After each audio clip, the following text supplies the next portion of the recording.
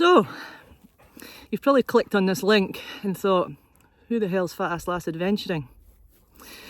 I seem to be nominated for the Personality of the Year award. Nobody was as shocked as I was.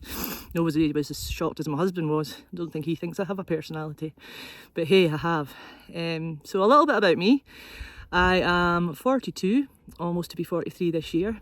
I live in Scotland, a little village just outside Inch. And I suppose I feel as though I want to explain a bit about why I ended up getting to where I am, and I suppose why I maybe have been nominated for Personality of the Year. So back in 2001, I was diagnosed with an ovarian cancer. I still find it quite difficult to say to this day. I had a wee girl that was just 2 years old at the time, so it was a massive shock. And I got through treatment with a tremendous support from friends and family, and really quite nailed treatment. It wasn't as bad as what I thought it was, but unfortunately one of the side effects of all the steroids and being in lockdown was that I ate my feelings, and also the steroids made me feel hungry, so I piled on the weight. I really did put on a lot. I went from probably about 14 up to probably about 20, 22, which doesn't sound like much, but for somebody who had a wardrobe full of clothes at that size and then had to go and get a whole new wardrobe, it was quite demoralising. So it took me a while to find out who I truly was, and it was probably just about a year and a half ago. I was scrolling through Facebook and I landed upon the Everybody Outdoors page. And having always been in the outdoors and always loved being in the hills, I live not far from Ballater, Braemar. I've walked Munros when I was a size 24, so being in the outdoors is my absolute love. And I was used to walking with clothes that didn't suit, but I had got down to a size where I had an outdoor wardrobe that fitted me lovely, and I knew what technical wear felt like. So it was nothing more demoralising when I went back out walking that I didn't have anything to fit. Everything felt uncomfortable. Everything was men's fit and it didn't fit at the hips. So it kind of stopped me from going outdoors because I really didn't have the kit. And if I did go out, I was wearing like supermarket kind of workout gear that, yeah, it did its job, but ultimately wasn't all that great for like the Scottish cold weather.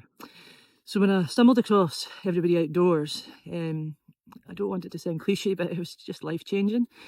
I saw all these really positive posts from people. I saw the campaigns for outdoor makers to make bigger clothes for people like me, and instantly I think my bank balance took a bit of a hit, because I went on to Vampire Outdoors and bought really nice trousers, really nice t-shirt, really nice top, and I've just kind of gradually built up my kit. I did have a bit of a splurge to begin with, but just recently I've just went and bought this mountain equipment jacket, Women's Fit, which is just an absolute game changer. So yeah, Everybody Outdoors was life changing.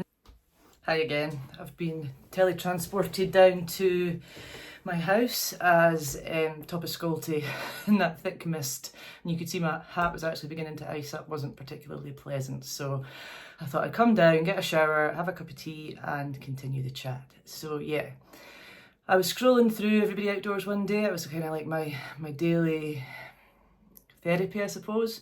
Was going through, seeing everybody's successes, everybody's wins, everybody's ideas for new clothing, etc. And one day I stumbled upon a post from Steph asking for applicants for volunteers for Everybody Outdoors. So the idea is that we would hold walks within the areas that we live.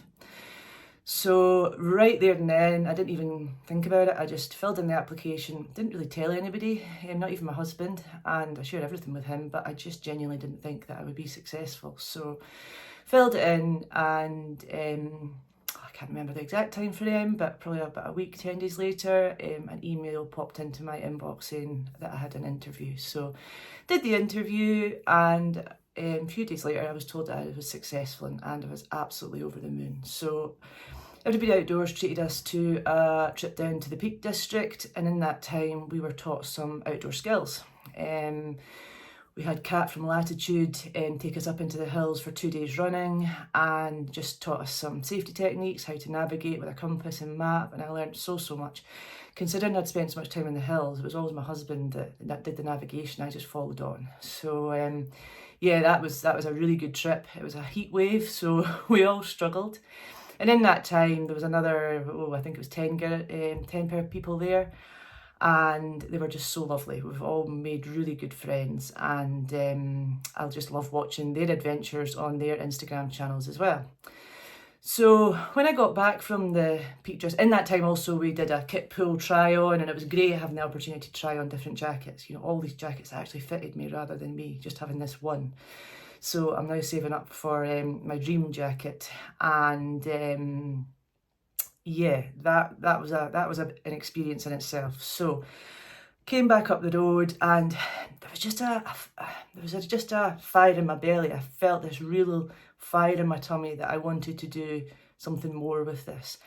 And I have to admit, to begin with, I set up for us last adventuring, I wanted to be a bit of an alias. I didn't really want to show my face. And I think that's partly to do with the fear of being online and trolling, because, you know, I've seen overweight people being kind of bullied and bashed online, and I didn't want to be part of that. And to a certain extent, I don't know, I just wanted to just do this off my own back without help from anybody else. I wanted this to be my own fight. So I set up my own channel and didn't really say much to those in the distance from me. Obviously, immediate family and friends knew about it and were extremely supportive. But kind of, you know, your usual Facebook followers who are friends but are maybe not people you see on a daily basis or even on a yearly basis. You were maybe at school with them and just like to keep up how they are. I didn't kind of advertise on my own channel or on my own Facebook that that's what I was doing. So just recently I've obviously just put out the word and told everybody, and I've now done 2 walks. My next walk's tomorrow at Scolty actually, and hence why I was doing the recce walk. And I just feel so privileged because already just in these 2 walks that I've done, I've already made friends, and I really mean that. It's amazing being on a walk and actually sharing your difficulties with other plus-sized people. I know I said it earlier in the video, but it really has been life-changing for me.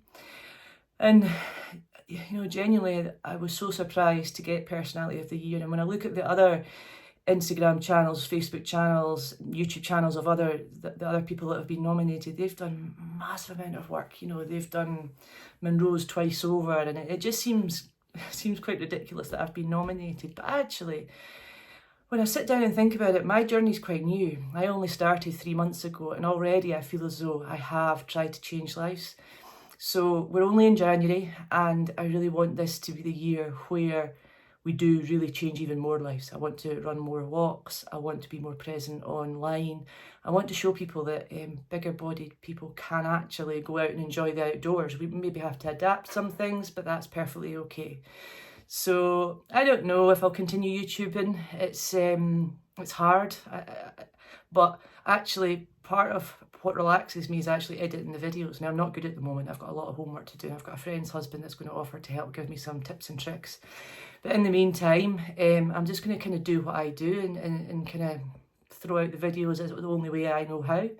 And I would really appreciate your support. I would absolutely love your votes. But understandably, there are some really worthy people within the category of Personality of the Year. So at the end of the day, even just to be nominated, to be in the top 10 of the UK, I just feel so privileged and overwhelmed. But, you know, now that I've got my head around it and now that I've had a reflection, now maybe there's a wee bit of a want for being in the top 3, but hey, I'll take whatever happens, I'll take it. This is a huge learning curve for me. I'm only at the beginning of this journey and I really cannot wait to see what comes next. Just when I was editing, I felt as though maybe I've missed out quite an important part of, it's not something I want to define me, but equally I think it's important that I actually speak about it. So yeah, hope you enjoy this section. I've not really said much about my cancer journey and my diagnosis, and I'm still not going to say too much about it because I don't want it to define me. That's in the past. I think I said earlier in the video it was 2001, it was 2021. I think the cold was getting to my head. It was an ovarian cancer, which is really unusual for somebody my age, and I lost all my hair through treatment, and as I said, I gained a lot of weight. And up until then, I don't think I ever really lived the life that I really wanted to live. I was very much felt as though I conformed to society. I I'd always dreamed of having more earrings in my ears, which you can see now are adorned.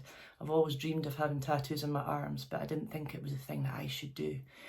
So what the cancer treatment and the diagnosis has taught me is that live the life that you want to live. Don't live it how other people see it. I was so fortunate. I've got friends and family that are so supportive of me and love me for who I am, and I couldn't be happier. My mum and dad have been a power of strength throughout this. My husband's been incredible, and my friends, I'm not even going to name them because I would forget somebody, but ultimately they've got me through this journey, and actually I want to dedicate this video to them, because I wouldn't be as good a person if it hadn't have been for them kind of pushing me on through. So I would say having a cancer diagnosis made me live my life the way I wanted it to be, and it shouldn't have been like that. I should have been doing that from the get-go. So don't let something major in your life happen until you decide to change. Change now. Do it now.